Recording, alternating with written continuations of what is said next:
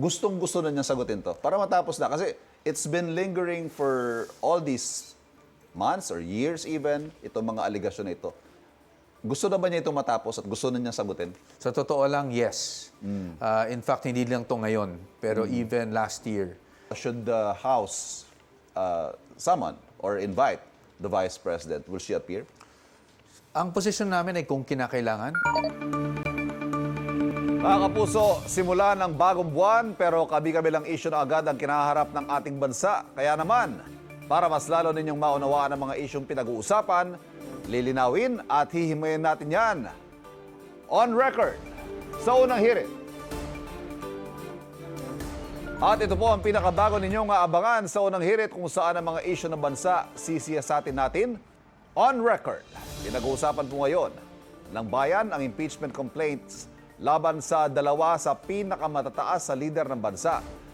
Kahapon po dininig na ng Kamara at idineklarang sufficient inform ang impeachment complaint laban kay Pangulong Bongbong Marcos.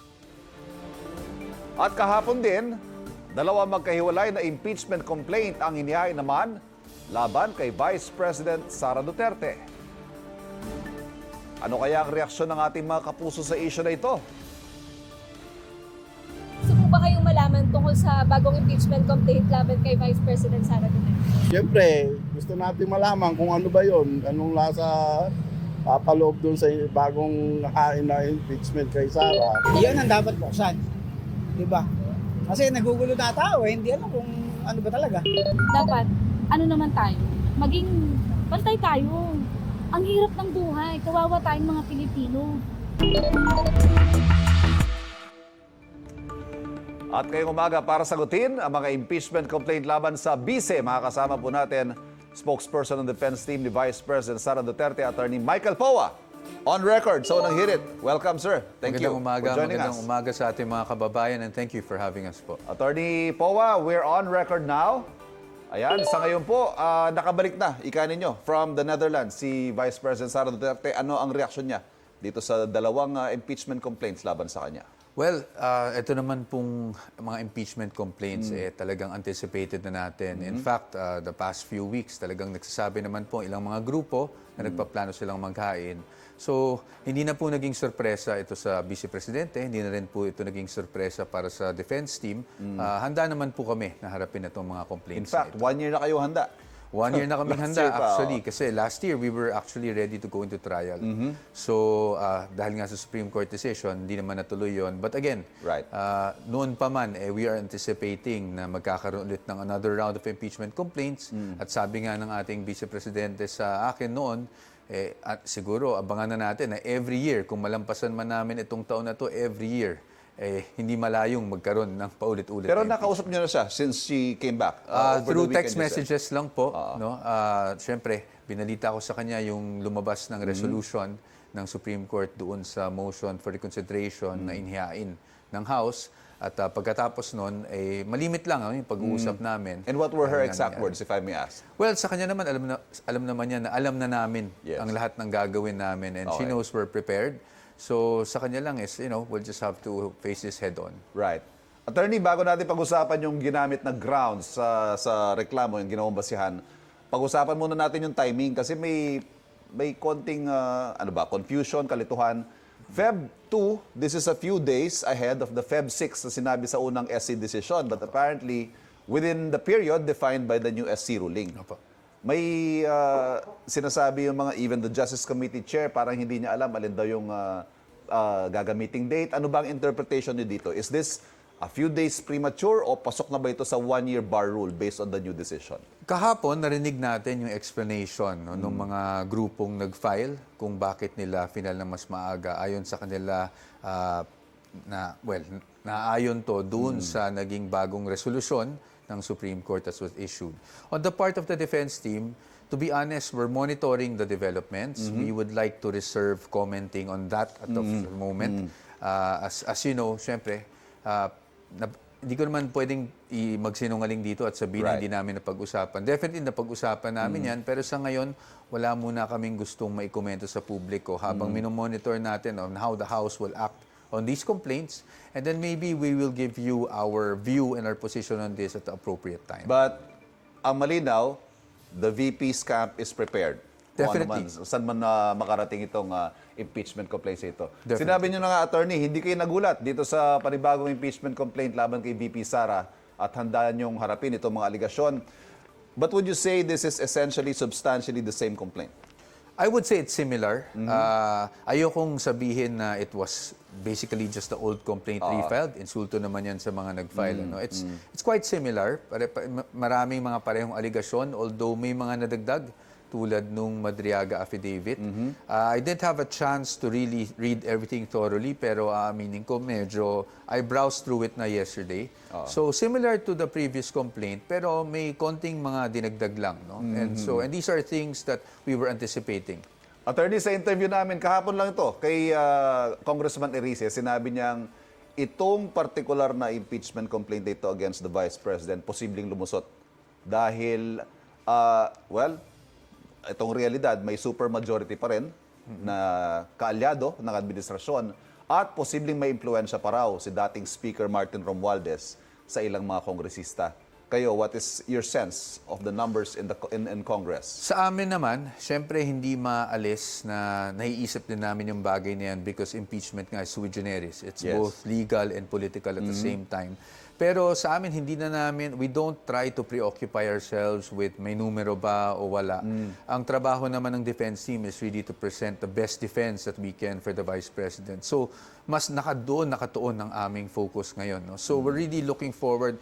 Kumbaga, we're preparing for this to go all the way to trial. At siguro yan yung pinakamagandang paghandaan talaga namin rather than to speculate kung ito ay lulusot o hindi lulusot.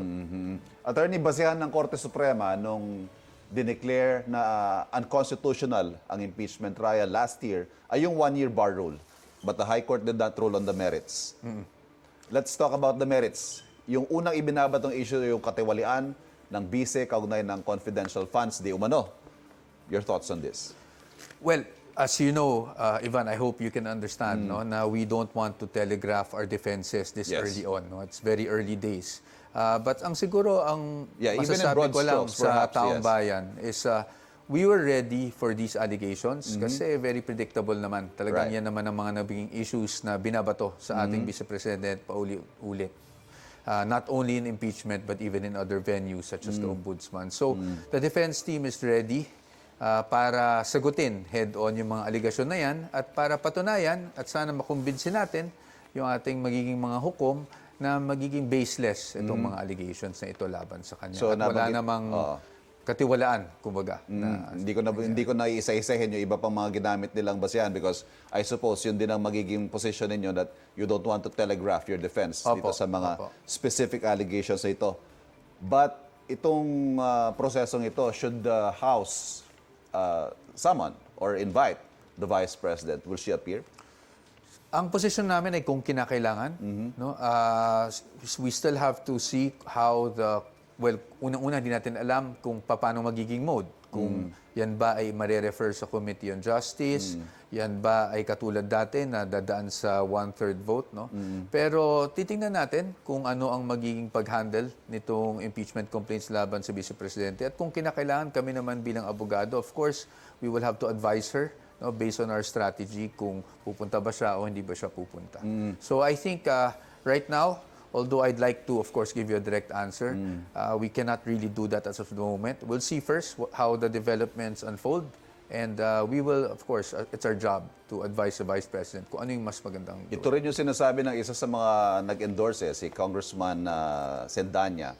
Ang sinabi niya, hindi ito pwedeng masasabing ni-refile lang because she never answered these allegations in the first place. Hindi pa niya nasasagot, so dapat sagutin niya. Well, sa totoo lang, I agree with that, no. Hindi naman kasi sa sa kahit naman nung interviews namin the decision of the Supreme Court was favorable to us. Parati naming sinasabi na yung word na vindication, parati kasing fino-float around yan. We never claimed that the win in the Supreme Court was a vindication. Yes. Because ang nasaad lang doon yung tamang proseso ng paghahain or pag-i-initiate ng impeachment complaint. Pero ayon doon sa allegations naman on the substantive part, yan ay kailangan din nating harapin. So, at yan naman ang pinaprepare ng defense. It's to be able to provide the proper defense at para masagot na kung ano man tong mga aligasyon laban sa kanya. Can you tell us, Attorney, si VP Sara ba gustong-gusto na niya sagutin to? Para matapos na. Kasi it's been lingering for all these months or years even, itong mga aligasyon na ito. Gusto na ba niya itong matapos at gusto na niya sagutin? Sa totoo lang, yes. In fact, hindi lang to ngayon, pero even last year, nung nag-file kami sa Supreme Court, doon pa lang, no, sa mga pag-uusap namin, sinasabi na niya na sagutin na natin, why don't we go to trial? Pero syempre, bilang mga abogado, we saw some infirmities. No? And it is our duty to at least protect her best interest. At pagdating naman dito sa mga infirmities, this is not just for the Vice President. This is for all impeachable officers, no? Para ma-lay down yung tamang guidelines kung paano ba initiate ang isang impeachment complaint. Pero mabalik tayo sa tanong mo, definitely yes. Last year pa, talagang gusto nang sagutin at gusto nang harapin head-on ng ating Vice Presidente itong mga aligasyon na binabato sa kanya. Abogado rin si VP Sara, how much say does she has on the defense dito sa pagplot ng inyong depensa? Of course, to a certain extent, sabi nga nila, it's really unwise for a lawyer to defend him or herself. Yes. No? So, she does syempre listen to our suggestions in terms of strategy. But siguro ang masasabi ko bilang abogado rin ang ating Vice Presidente, mas madali kami yung mga pag-uusap namin. Mas nagkakaintindihan mas kayo. nagkakaintindihan kami at mas naiintindihan niya kung saan papunta yung mga pinopropose namin na strategiya para sa kanya. Attorney, kasabay ng impeachment complaint, ito sa February 5 naman, yung deadline ng filing ng legal brief ng defense team ni dating Pangulong Rodrigo Duterte sa ICC naman ito. There's so much on the plate of the Vice President right now. Paano niya matututukan ito, itong complaint na ito at ang hearing ni former PRD sa ICC? Well, to be honest, ako naman po, hindi na po kasi ako spokesperson ng ating Vice Presidente. No? I'm just one of her lawyers sa defense team. So, pagdating sa ICC, medyo hindi po ako makakasagot dyan. Wala akong authority or maybe even kaalaman, no? Yes. Ukol sa mga nangyari doon. Pero ang masabi ko lang, ang Vice Presidente naman natin, the way I've known her, magaling siyang mag-compartmentalize. No? So, I'm sure in managing all these things, she will be able to have unbridled attention in terms of itong mga kinakaharap niya dito at pati na rin yung sa ICC issues.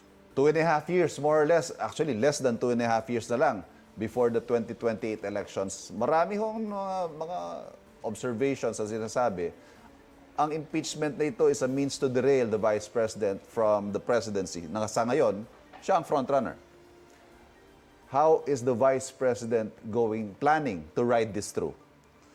Sabi nga ninyo, baka hindi lang ngayon to impeachment na to. Kung makalusot, baka every year before 2028, may impeachment complaint against her. From a legal standpoint, I think it's just presenting the facts. It's as simple as that. No? Dahil sa posisyon namin, wala siyang ginawang katiwalian, wala siyang ginawang labag sa batas, at wala siyang ginawang impeachable offense. So it's just a matter of presenting the facts. No? Ngayon, kung yung mga haka-haka na kung anuman ang motibo behind all of these impeachment efforts against her, siguro iwan na lang natin sa taong bayan yan. Dahil lahat naman, as you can see dun sa napanood natin mga interviews, lahat naman ng lahat nating mga kababayan ay nanonood, sinusubaybayan yung mga nangyari, and I'm sure they understand what's happening. So iwan na lang natin sa kanila.